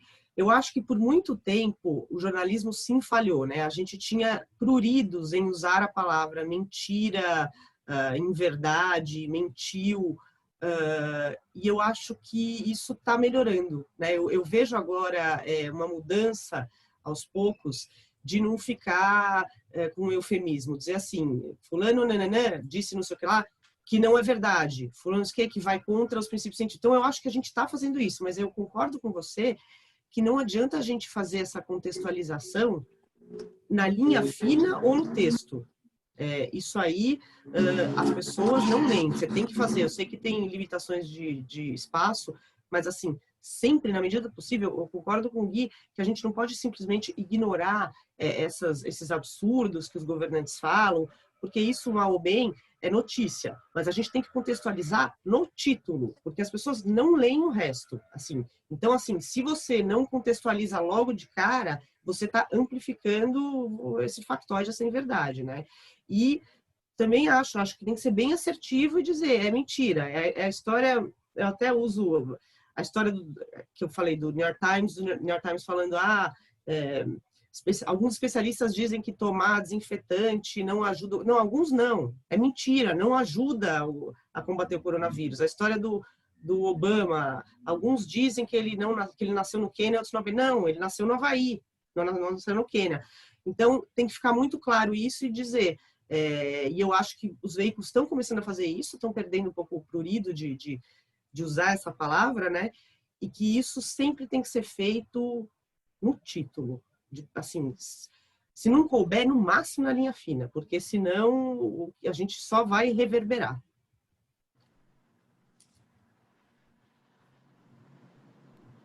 Passo para você, Eugênio, por favor. Eu adoro esse negócio de linha fina. Incrível essas coisas, como elas entram no vocabulário, né? O abre. A gente foi assimilando essas coisas. Linha fina, tem várias coisas assim que entraram para o vocabulário por causa do jeito de trabalhar e foi ficando. Antes, em revista, a gente falava o olho. O olho é a linha fina. E às vezes a linha fina vem acima do título. É muito, muito interessante. Mas deixa eu tentar responder a Lígia Poli, porque eu acho que eu me perdi e eu tenho certeza que eu perdi a outra pergunta que eu deveria responder. Mas eu vou comentar a Lígia, eu adorei o que ela diz, um pouco em sintonia com a preocupação que eu trouxe. Como fazer com que haja uma percepção diferente sobre o jornalismo? Essa questão, ela é real, mas ela é muito grande. Nós temos que entender que a comunicação foi criada pela imprensa. Após o iluminismo, foram os jornais que consolidaram o que depois se chamou de esfera pública, que é a reunião dos cidadãos discutindo os assuntos públicos. Isso era feito pelo jornalismo. Aí vem o jornalismo industrial com a publicidade, com o entretenimento, já nos jornais, isso vai desaguar nos meios de comunicação de massa e o jornalismo passa a ser um departamento menor dessa esfera pública, que, paradoxalmente, foi o jornalismo que criou. E a discussão dos cidadãos, muito antes do surgimento das redes, foi deixando de ser uma discussão com base em argumentos racionais, com base em objetividade, com base no compromisso com a verdade. Depois há um novo salto nesse processo, que é esse que vem com as redes sociais. Nesse ponto, eu sou obrigado a tocar na questão que o Guilherme desenvolveu muito bem, que é o problema da regulação. Eu acredito que uma regulação, como está acontecendo na Alemanha, como se tentou um pouco na França, onde já existe uma tradição de regulação contra a mentira, é muito interessante o caso francês, não vai funcionar no Brasil.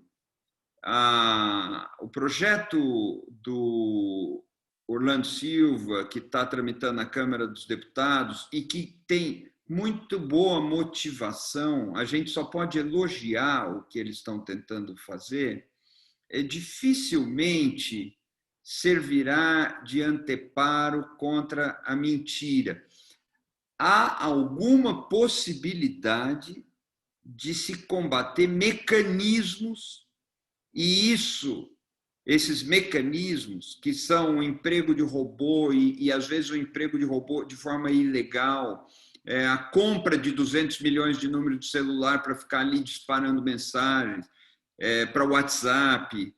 Isso, como procedimento, pode ser inibido, mas qualquer decisão que vá depender de uma avaliação subjetiva, de um juiz, para saber o que é humor e o que é calúnia, o que é desrespeito, e o que é ciência, e o que é religião, e aí é complicado. Não há... A lei não funciona para separar verdade e mentira. Não existe isso, apesar dessa experiência da França.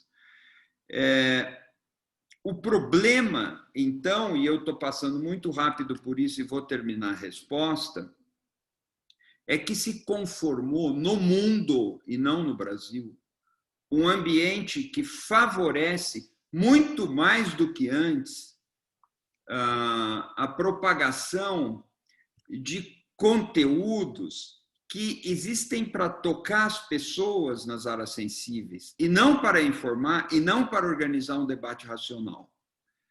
E essa dinâmica do sensacional, do emocional, do libidinal, ela ocupou o lugar que toma as decisões na democracia. É por isso que a verdade deixa de importar.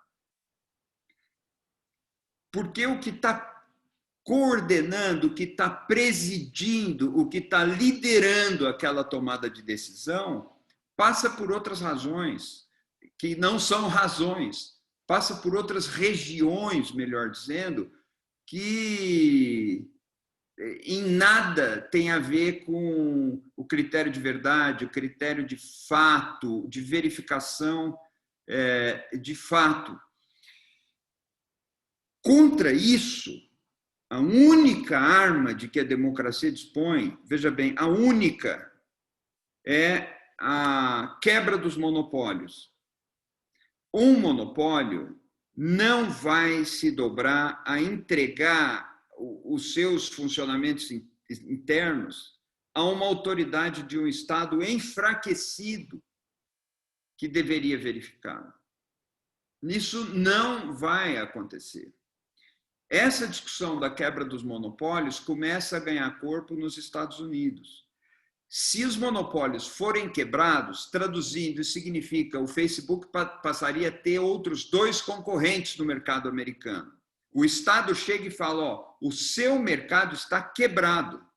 Você não pode mais atender a mais do que X, por um tempo superior a Y, e impõe a quebra. Isso aconteceu na televisão, aconteceu em outros mercados há um século nos Estados Unidos, com a lei antitrust.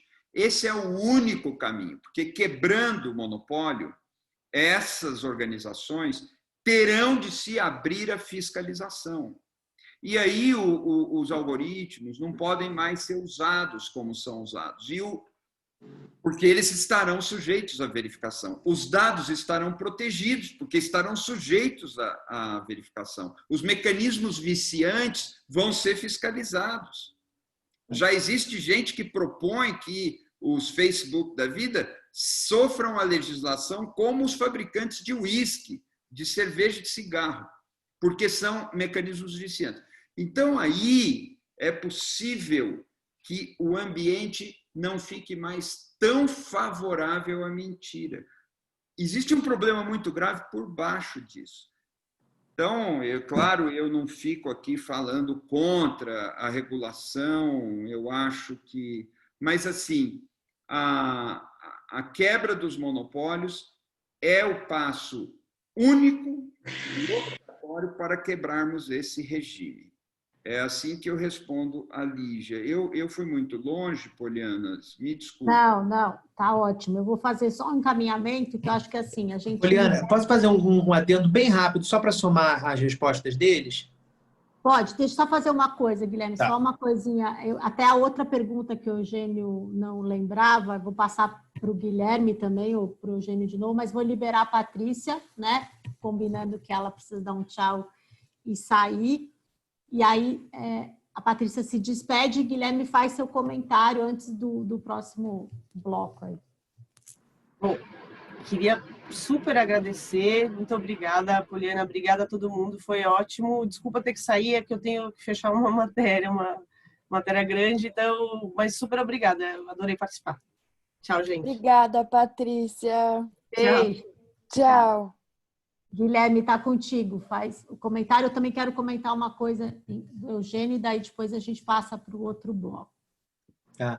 Não, eu queria fazer um comentário, um adendo às respostas deles sobre o que o primeiro aluno perguntou sobre se a gente estaria falhando, né? Por que a gente não espalha nos grupos de WhatsApp? E tem uma razão muito grande por que não somos nós que estamos falhando. Na verdade, é uma luta que ela já começa em glória. Tem um estudo de 2018, ele foi publicado na revista Science, que os cientistas de dados, né, analisaram tweets, comprou aquela cadeira. Milhões de tweets, eu não me lembro o número agora, e comparou como é que foi o espalhamento, né, como é que foi a disseminação das checagens e das fake news daquelas checagens, né? Então, eles pegaram 6 agências de checagem americanas, compararam como que os links de checagens se viralizaram, né, foram disseminados, e compararam as fake news que originaram aquelas checagens. E eles viram duas coisas, né? Que é 70% mais provável, as fake news se espalham 70% mais do que as informações verdadeiras e as checagens sobre elas, né? E elas são 6 vezes mais rápidas. Então, mais ou menos o seguinte: enquanto uma checagem demora 1 minuto para espalhar, enquanto a checagem demora 6 minutos para espalhar, a outra demora 1 minuto só. É assim. Isso tem tudo a ver com na minha visão, tem tudo a ver com o que o Eugênio disse. A fake news ela é sexy, né? A fake news ela é feita para manipular o nosso sentimento. Então, assim, o bom jornalismo, não necessariamente no título dele ele vai despertar choro, vai despertar raiva, pode até fazer isso, né?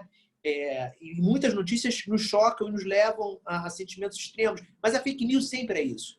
Compartilha, acabou de acontecer, né? Os tanques estão na esplanada, sempre são coisas que manipulam nossos sentimentos. Então, sempre vai ser uma luta inglória, respondendo ao primeiro colega.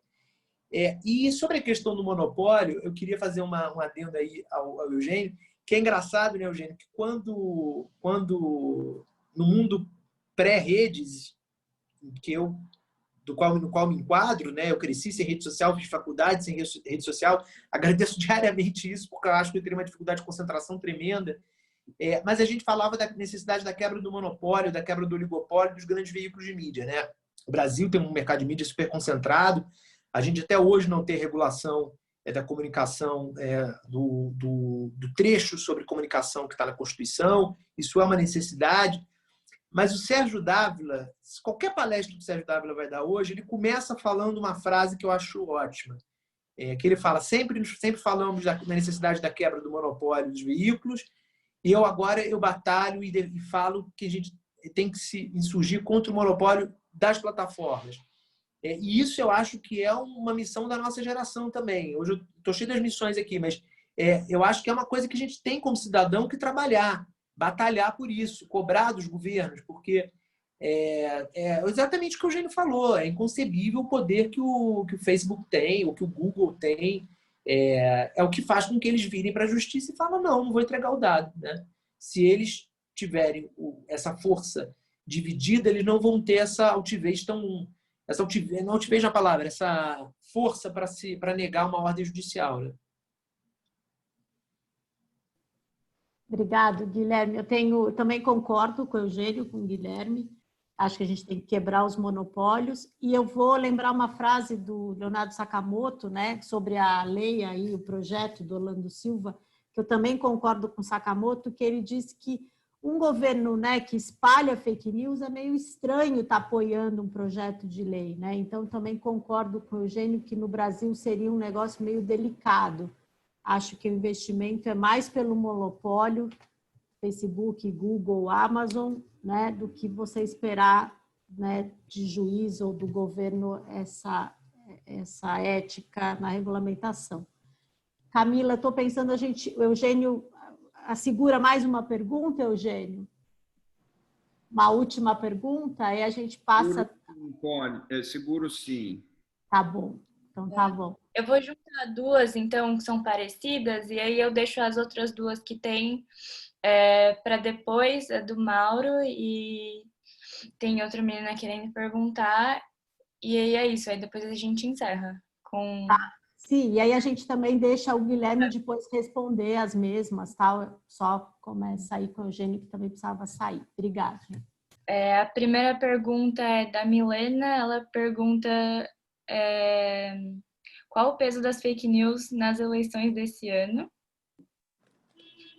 Ela falou que ia fazer diretamente, mas já foi, desculpa. E a outra questão gostaria de saber como eles enxergam a relação da regulamentação das mídias com a liberdade de expressão. Isso é, se acreditam que a exclusão de publicações com teor falso nas redes sociais acaba por agredir a liberdade de expressão daquele que publicou, ou se essa exclusão é necessária para o livre exercício da democracia. Então, basicamente, essa é a regulamentação da mídia atrapalha a liberdade de expressão.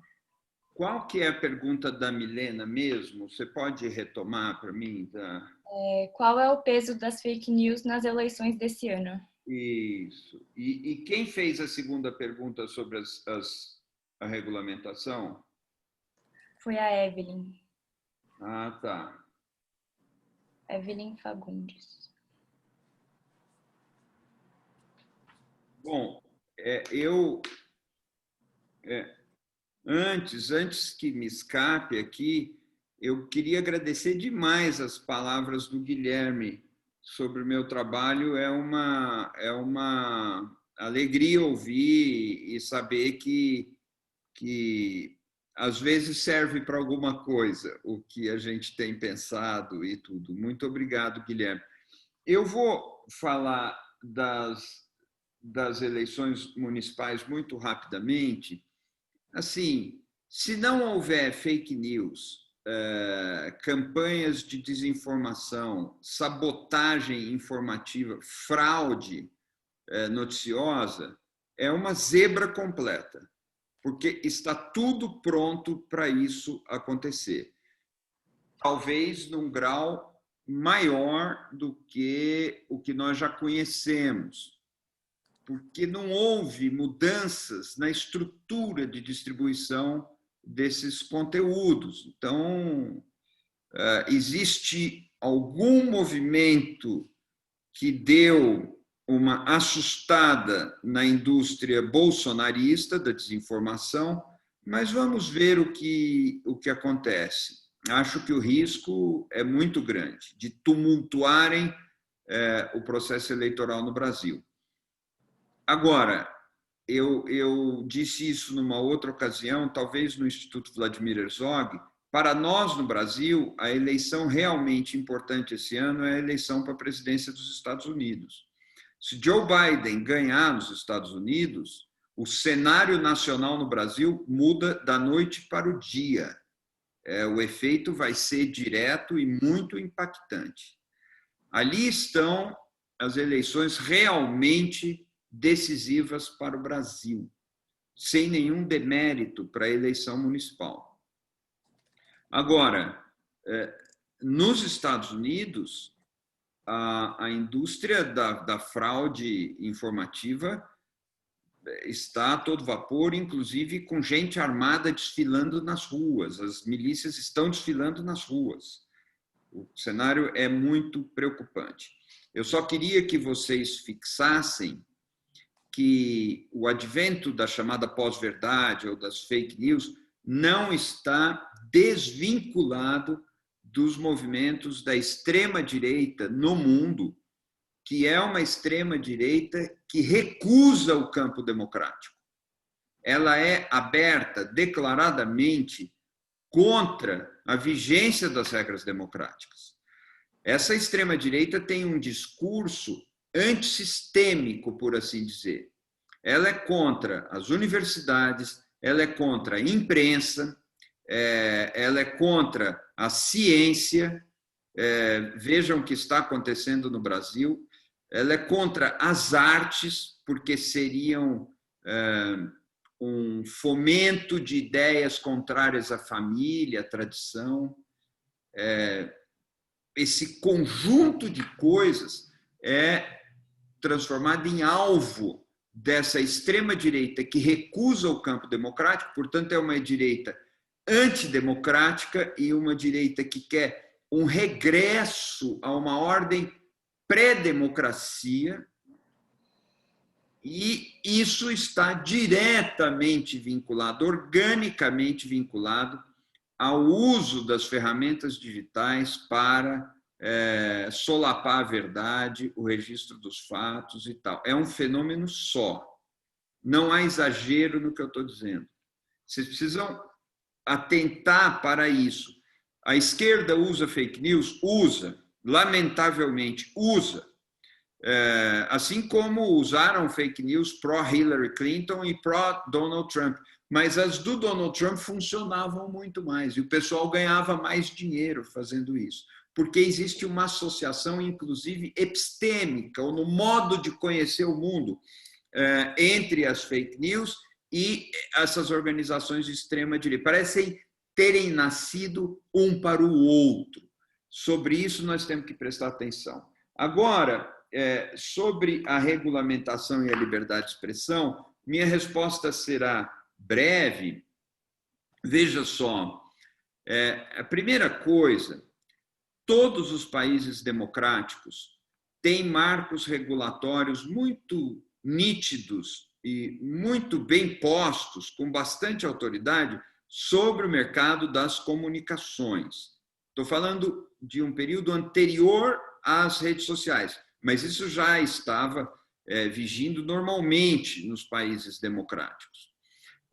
Havia limites para a concentração de propriedade dos meios de comunicação, havia obrigação da observância da competição entre as empresas, havia reserva muito bem demarcada para os meios de comunicação público, que não são comerciais, isso nos Estados Unidos, isso no Reino Unido, na Alemanha, na França, no Canadá, no Japão, na Suíça. Existem meios não comerciais que são públicos, canais de televisão que são fortes. Existem os comerciais que também são fortes, mas nenhum é monopolista. E nunca a liberdade esteve em questão. Ao contrário, uma boa regulação dos meios de comunicação favorece a liberdade, porque impede concentração de poder numa única organização. A regulação dos meios de comunicação é um requisito para a liberdade, e não o oposto. Agora, com as redes sociais, existe uma ênfase no debate que mas nós vamos tirar a liberdade de algumas pessoas por causa de fake news e não sei o quê. A gente precisa esperar isso amadurecer um pouco. Não é por aí que a coisa funciona. Eu, pessoalmente, sou contra que o judiciário decida o que é verdade e o que é mentira. Isso não dá certo. nós termos num juiz ou numa Corte Suprema a função de afiançar ou de abençoar o que pode ser publicado e o que não pode ser publicado, é uma adoção de um regime em que a liberdade parou de existir. Eu não acho que seja por aí que uma legislação vá dar certo.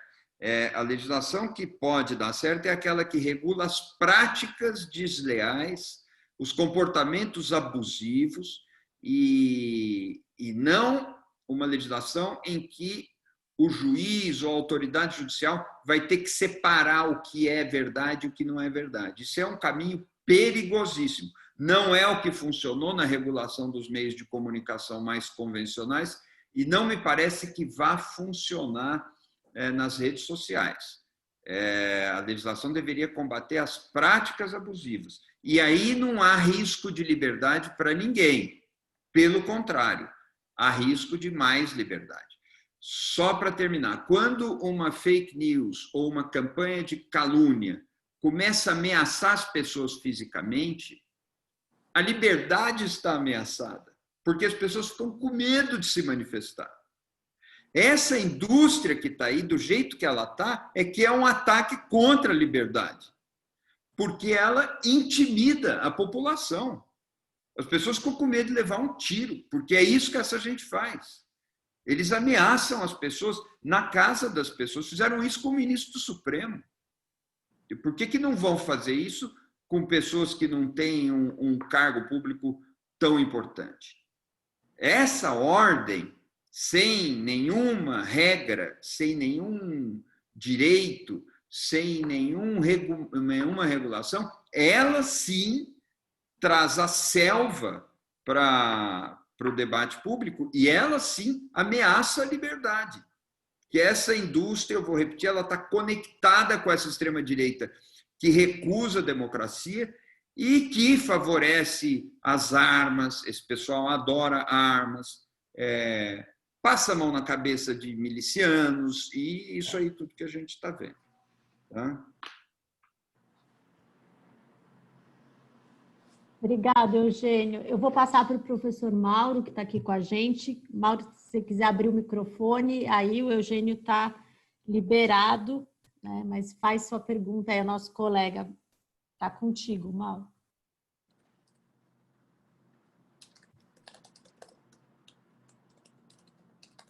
Agora sim. Gente, boa noite, magnífica noite, falas incríveis.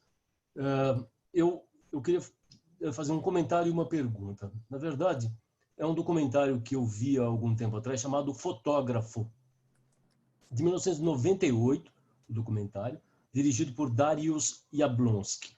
Nesse documentário existe a seguinte frase que as falas de vocês me lembraram. Existe uma frase no documentário que é a seguinte, porque ele investiga fotos descobertas feitas durante a ocupação da Polônia, não é? E esses slides foram descobertos e um médico toma conhecimento das fotos e ele vai dizer o seguinte: essas fotos, que ele era contemporâneo, ele foi testemunha dessa época, então ele diz o seguinte: essas fotos, elas mostram a realidade, mas não mostram a verdade. E eu achei que essa área, uma questão epistêmica, inclusive, na frente que Eugênio levantou também, uma questão absolutamente intrigante, como lidar com isso? A minha pergunta é, como é possível mostrar a realidade sem mostrar a verdade? E como o jornalismo pode lidar com essa questão fronteiriça, né? Mostrar a realidade, mas não mostrar a verdade, né? Há uma questão aí bastante intrigante para mim nesse sentido. Obrigado e ótima noite a todos. Obrigado, Mauro. Quer responder, Guilherme, antes do Eugênio? A gente está nessa última pergunta, gente. Aí a gente abre, Cipriano, para contigo também.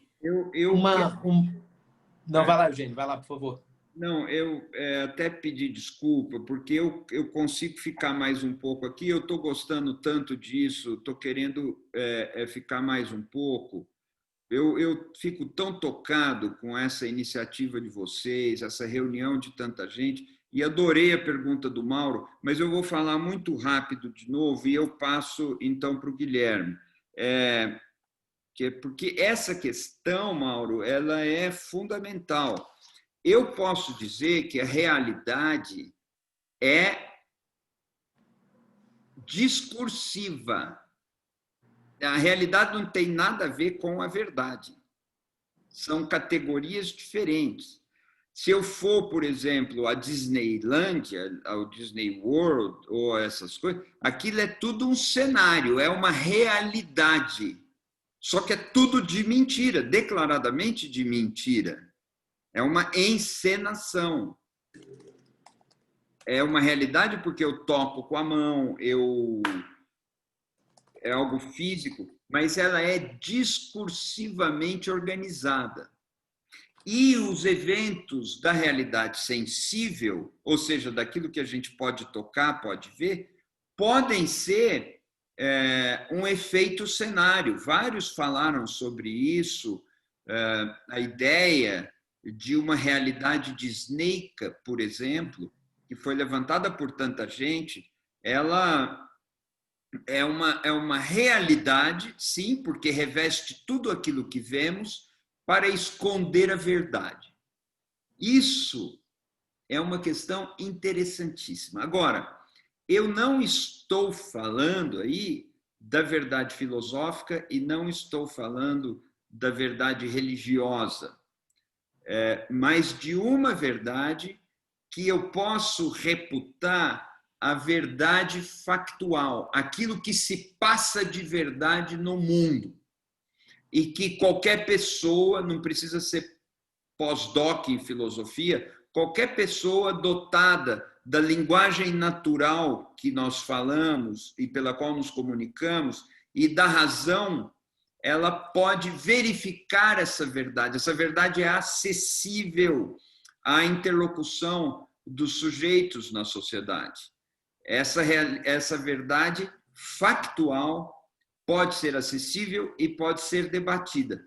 Muitas vezes eu posso mostrar o que de fato está ao alcance dos meus olhos, e isso que está ao alcance dos meus olhos ser uma forma de esconder a verdade factual, a verdade dos fatos. Os exemplos são vários. Hoje, eu não conheço esse filme a que você se refere, eu fiquei interessado, eu quero ver, esse tema me interessa profundamente, mas eu queria apenas trazer à baila essas ideias que você provavelmente conhece, mas eu estou pensando aqui nos nossos alunos, trazer à baila essas ideias para enriquecer o tema e deixar essa mensagem que realidade não é sinônimo de verdade e sequer não é sinônimo de verdade factual. A verdade é uma coisa, a realidade é constituída plasticamente no discurso como um grande cenário. É controverso o que eu estou falando, mas é suficiente para fazer essa dissociação. Realidade não é sinônimo de verdade factual. Obrigada, Eugênio. Passo para o Guilherme. Olha, eu não tenho nem roupa para continuar a responder nada. O Eugênio respondeu tudo, eu não tenho nada a somar nesse ponto. Acho que a gente pode ouvir mais perguntas que eu vou trazer contribuições mais interessantes, porque o Eugênio deu mais do que conta do recado, não tem nada interessante a dizer. Eugênio arrasa, né? Fã eterna do Eugênio. A sala toda, os 160 estão aqui falando, Eugênio, que são seus fãs. Muito bom. Camila, então vamos fazer mais uma pergunta, então?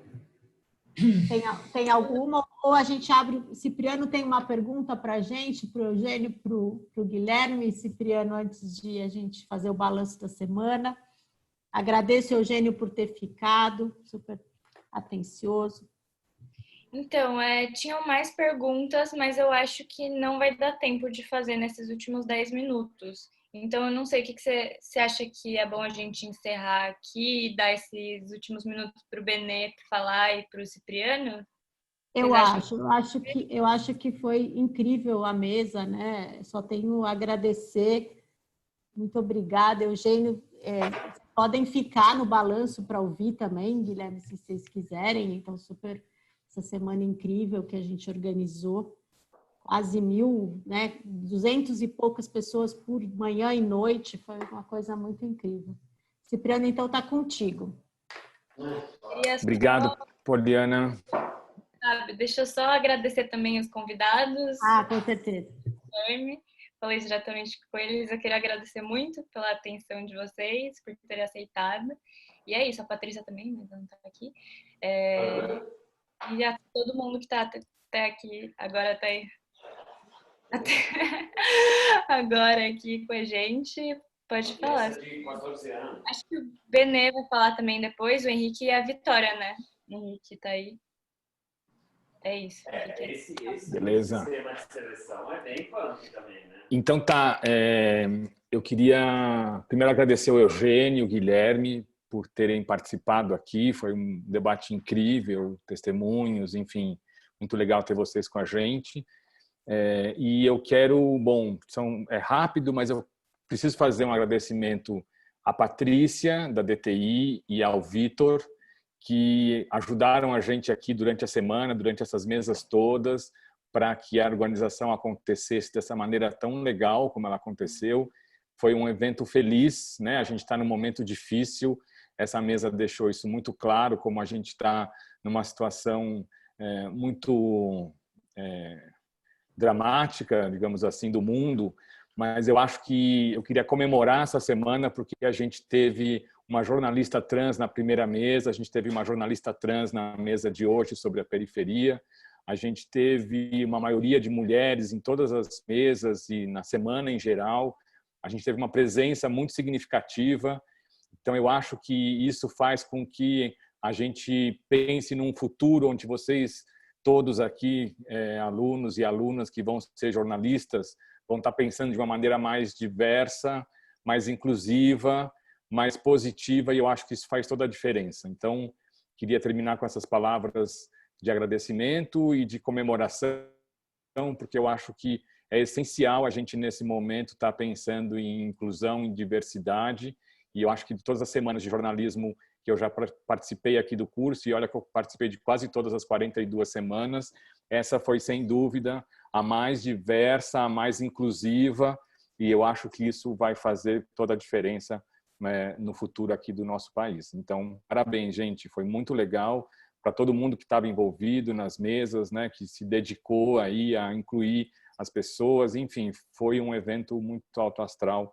E isso nesse momento que a gente está, como o Eugênio falou logo no começo, a gente conseguir reunir tanta gente assim, de maneira virtual, não é, numa situação tão adversa, isso anima o coração, faz a gente ficar mais feliz. E é isso que a gente precisa nesse momento, gente. Parabéns.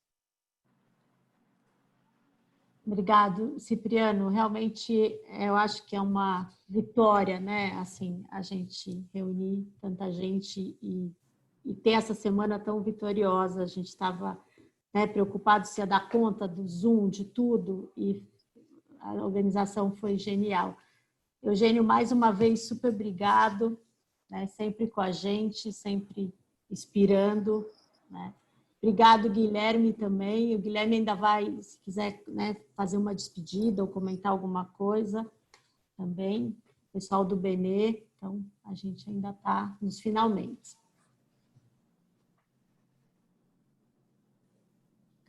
Quer falar alguma coisa, Camila?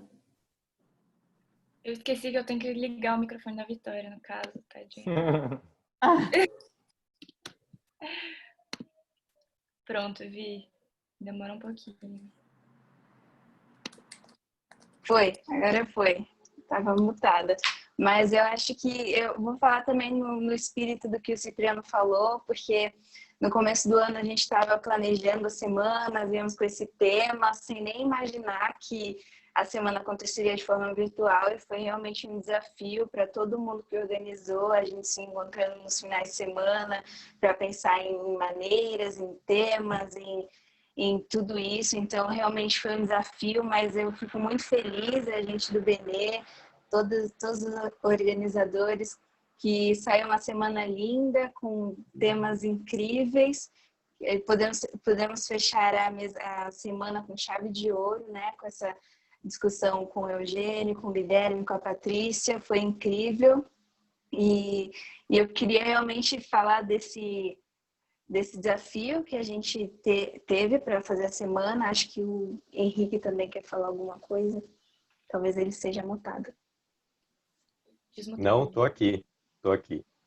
Não, uma das coisas que eu queria falar é justamente por essa questão de ser online, envolveu muitos desafios para a gente, seja do Benê, seja o pessoal que ajudou a organizar a semana, seja como responsável da mesa, como co-organizadores. Foi um desafio muito grande, porque era algo inédito que a gente estava fazendo no curso aqui, mas mesmo assim ocorreu tudo bem. Todas as mesas aqui, elas tiveram mais de 100 pessoas vendo. Segunda-feira teve mesa que passou até de 200 até logo no início da semana. E assim, é coisa que você não vê facilmente numa mesa que ocorre presencialmente. Então, foi um momento de muita troca. Todos os alunos que tiveram aqui, o Eugênio, quando ele entrou aqui na mesa, ele até surpreendeu com o tanto de gente que tinha e falou, e tudo isso é aluno?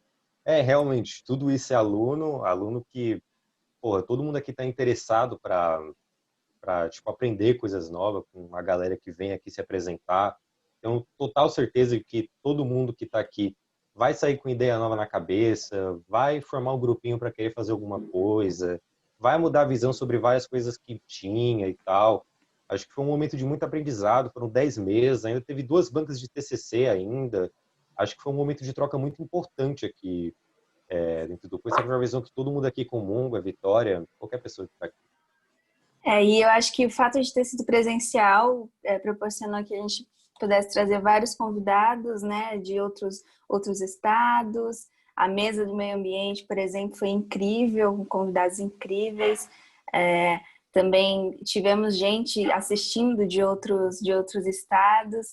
E aí, dito tudo isso, né, que o Henrique aqui falamos, a gente quer agradecer muito aos professores que mediaram a mesa, que participaram. A gente quer agradecer também todo mundo que coordenou as mesas, Júlia, Camila, a Dani, a Laís, a Laura, a outra Júlia, a Marina, enfim, um baita time. E também agradecer o pessoal da DTI, a Patrícia, que estava, né, sempre com a gente antes das mesas começarem, agora também, o Vitor, que conseguiu esse Zoom pra gente, foi sensacional. Enfim, eu acho que essa semana foi uma prova de um trabalho em equipe que deu muito certo. E aí a gente só tem a agradecer mesmo. E eu também espero, acho que só para finalizar aqui, porque como o Cipriano mesmo disse, segunda-feira a gente, não só na segunda-feira, para falar a verdade, né? A gente teve jornalista trans, a gente teve muitas mulheres aqui na mesa, a gente teve uma participação de convidados negros assim que eu nunca tinha visto antes, e acho que é algo que dá um certo orgulho para a gente, para mim, para a Vic, por exemplo, a gente que é 2 pessoas negras aqui, ver tantos convidados negros participando nas mesas e tal. E eu espero que isso reflita em mudanças dentro do curso, porque a gente sabe que ainda tem muitas barreiras, como, por exemplo, a própria questão de professores negros aqui. Sempre quando foi citada a questão dos professores negros aqui dentro do curso de jornalismo, só citamos um apenas, que seja ligado ao núcleo. Você pode citar o professor Amailton, que dá aula aqui, mas, enfim, é de outro núcleo. Eu espero que isso mostre que também a gente precisa de ter mais pessoas aqui para colocar mais visões de mundo, seja pessoas negras, seja professores trans, seja mais professores mulheres também. Acho que é importante que essa semana sirva de reflexão, seja para a coordenação, seja para a PUC no geral, porque, enfim, isso que acontece aqui de ter falta de diversidade em todos os cursos, mas em jornalismo que a gente está falando aqui, aproveitando que o Cipriano está na sala, acho que espero que isso sirva para colocar alguma luz, para fazer com que, para que mostre que realmente, tipo, ter mais gente, ter uma diversidade dentro do curso de jornalismo é importante para a formação de todo mundo aqui. E acho que é isso. Agradeço, que nem a Bia falou, para o pessoal da DTI, os professores, para a coordenação, Cipriano. Espero que todo mundo tenha curtido a semana. Caso a Poli, Cipriano, Camila queira falar mais alguma coisa, Vitória também, caso queira falar, eu encerro por aqui. Obrigada, Henrique. Não, eu só desejo um ótimo final de semana para todos, né? Descansem. Obrigada, Eugênio. Um beijo em todos. Bom final de semana. Tchau. Obrigada, gente. Tchau.